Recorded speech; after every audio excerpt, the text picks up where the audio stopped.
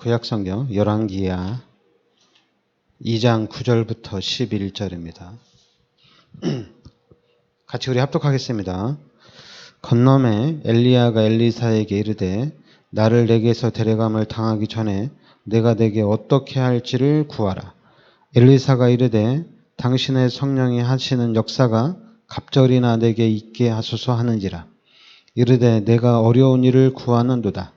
그러나 나를 내게서 데려가시는 것을 내가 보면 그 일이 내게 이루어지려니와 그렇지 아니하면 이루어지지 아니하리라 하고 두 사람이 길을 가며 말하더니 불수레와 불말들이 두 사람을 갈라놓고 엘리야가 회오리 바람으로 하늘로 올라가더라. 아멘. 그러니까 엘리야가 불말과 이 불수레를 타고 이제 천국에 갈 때 이 엘리야가 엘리사에게 무엇을 내가 해줄까 이렇게 이제 물었거든요. 엘리사에게 무엇을 해줄까? 그러니까 엘리사는 당신의 성령이 하시는 역사가 갑절이나 내게 있게 하소서. 그러니까 성령이 하시는 역사가 갑절이나 내게 있게 해달라고 그랬죠. 그러니까 지금 오늘은 이제 우리의 영적인 현 주소입니다.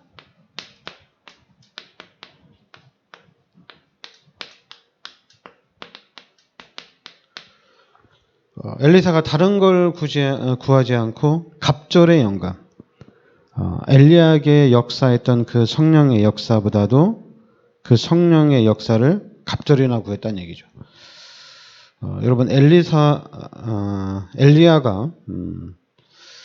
바알 선지자, 우상을 섬기는 선지자들을 850명이나 죽였죠. 그리고 또 이 엘리야가 하늘에서 불을 끌어내리는 그런 역사를 또 능력이 있고, 또 엘리야가 기도하니까 비가 안 오고, 또 엘리야가 기도하니까 또 비가 오는 그런 어마어마한 그런 능력들을 행한 사람이 엘리야거든요. 그런데 엘리사는 그런 능력을 구하는 것이 아니라 갑절의 영감, 한마디로 성령의 역사가 다 자신에게 갑절이나 있기를 구했다 이렇게 얘기합니다. 지금도 마찬가지입니다. 지금 우리에게도 이 영적인 현주소가 뭐냐면 엘리사처럼 하나님 나에게 성령 충만함을 주옵소서. 이 부분을 우리가 구할 수가 있어야 되고 이 비밀을 알아야 된다는 얘기입니다. 그럼 반드시 우리의 삶 속에 성령이 역사하게 되어 있고 우리가 이제 이 성령의 인도를 받게 되면 당연히 하나님의 역사를 따라서 반드시 세계복음화는 이루어진다는 얘기입니다. 우리는 자꾸만 눈에 보이는 걸 가지고 된다 안 된다 이렇게 판단을 하거든요. 그러니까 눈에 보이는 부분을 보고서 또 따라가고 안 따라가고 이렇게 얘기하거든요. 근데 지금 성령이 어떻게 역사하고 있는지 그 성령의 역사는 못 따라간다는 얘기입니다. 그래서 우리가 영적인 시스템이 먼저 세워져야 된다는 얘기입니다. 근데 영적인 시스템이 뭐냐? 바로 요셉이 창세기 37장 1절부터 11절에 이 언약 속으로 들어간 겁니다. 그리고 모세가 출애굽기 3장 18절부터 20절에 이 시스템을 붙잡은 거죠. 그리고 사무엘상 3장 19절에 하나님이 주시는 언약 속으로 들어가게 된 겁니다. 그리고 또 다윗도 사무엘상 16장 13절에 이 시스템이 우리에게 갖춰져야 된다는 얘기죠.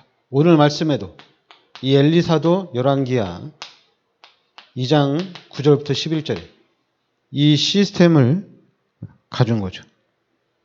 그래도 이제 다니엘도 이 시스템을 그러니까 지금 우리가 가져야 하는 이 시스템이 바로 뭐냐? 이 시스템 속으로 들어가야 된다는 얘기입니다. 그래서 바울도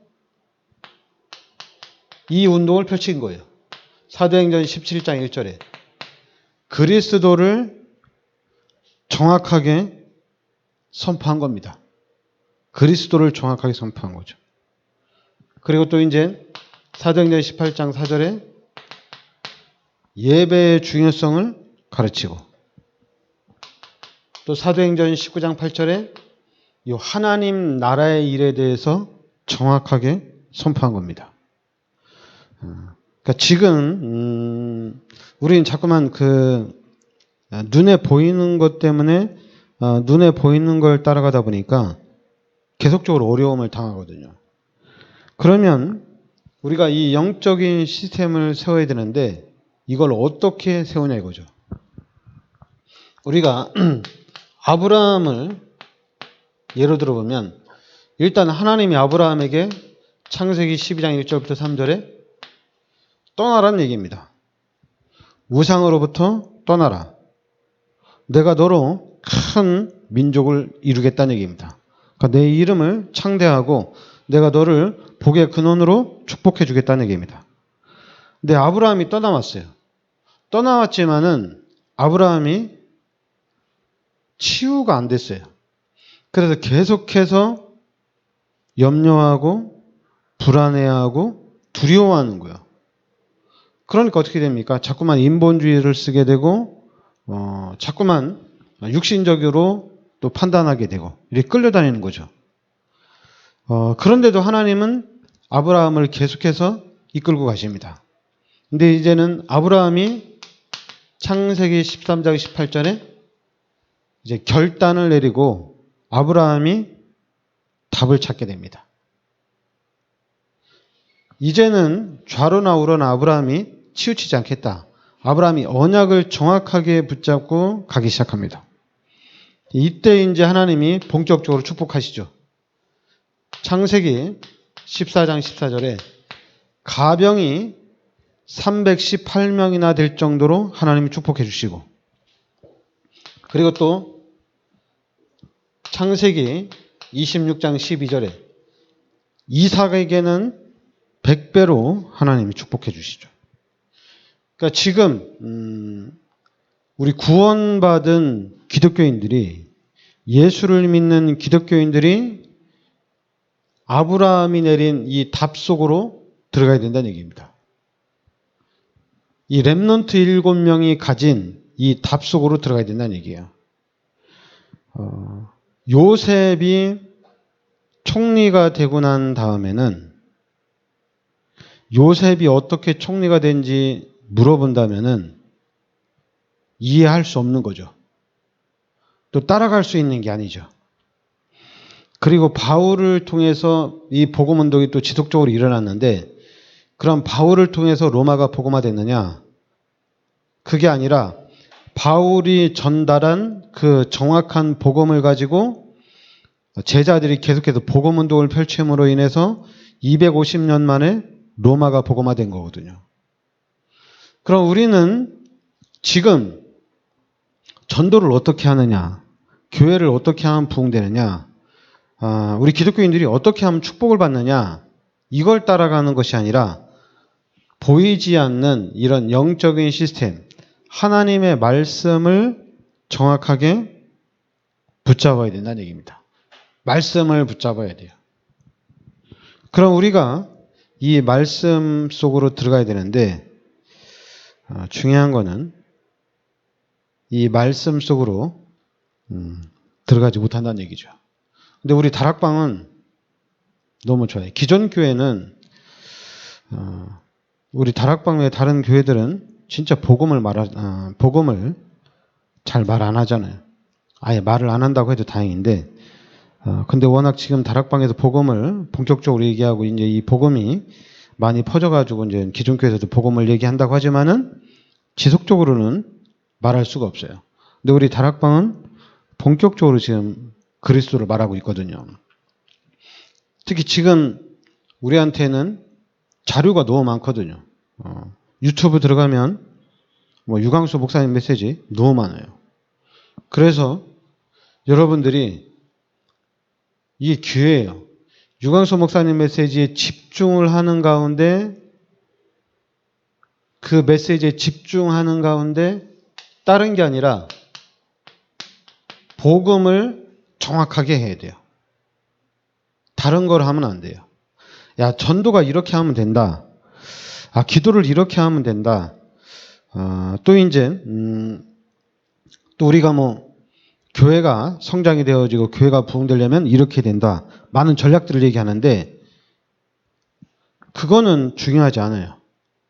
중요한 거는 복음을 확실하게 해야 됩니다. 이게 가장 중요해요. 복음이 확실해져야 돼요.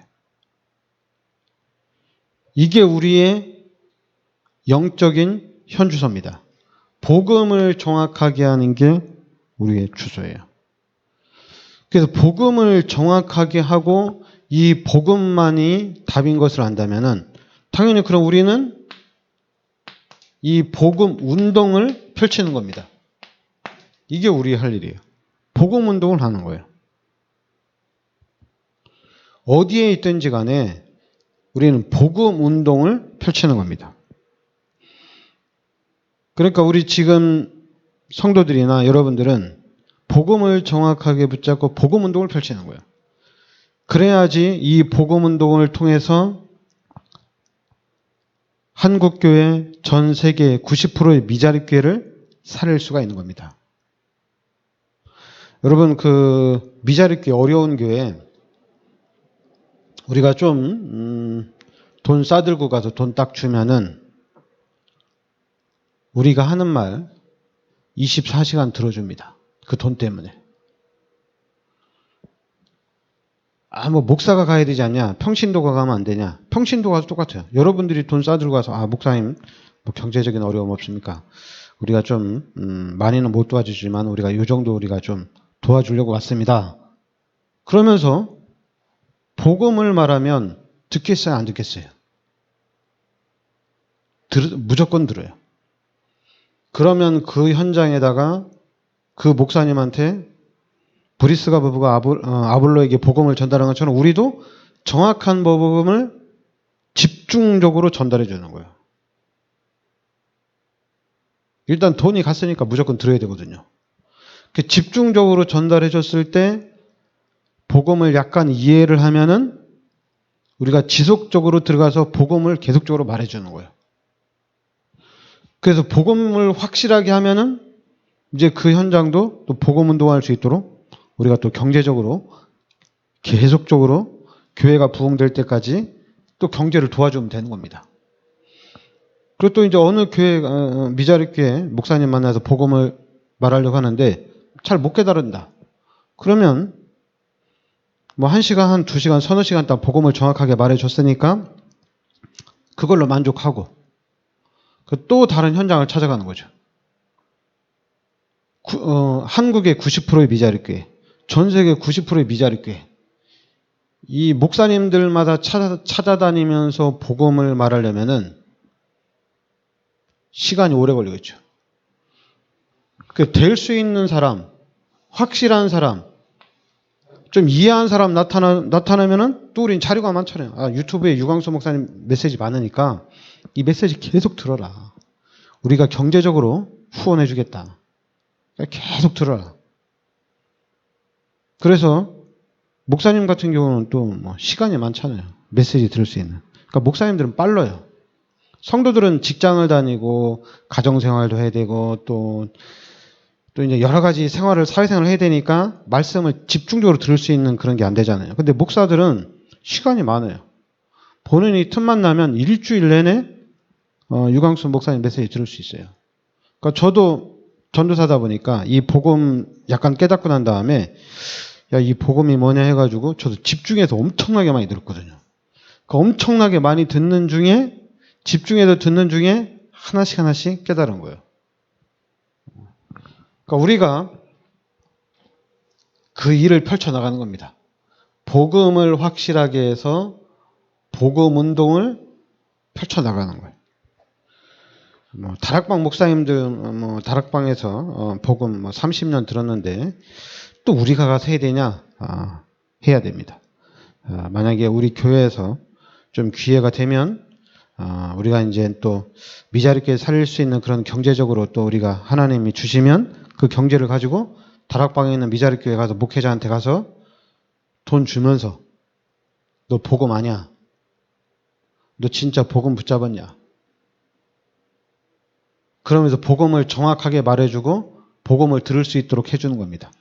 이 일에 만약에 우리가 이 운동을 하는 가운데 분명히 하나님께서 예비된 자가 있습니다. 이 예비된 자에게 자꾸만 우리 다락방은 전도를 가르치려고 그래요. 기도를 가르치려고 그러고. 여러분, 전도 기도는 할 수도 있고 못할 수도 있고 그래요. 일심전심 지속하기가 쉬운 게 아니에요. 그러니까 자꾸만 무너지는 거거든요. 근데 예비된 자를 만나면 우린 다른 게 아니라 복음을 집중해 주는 겁니다.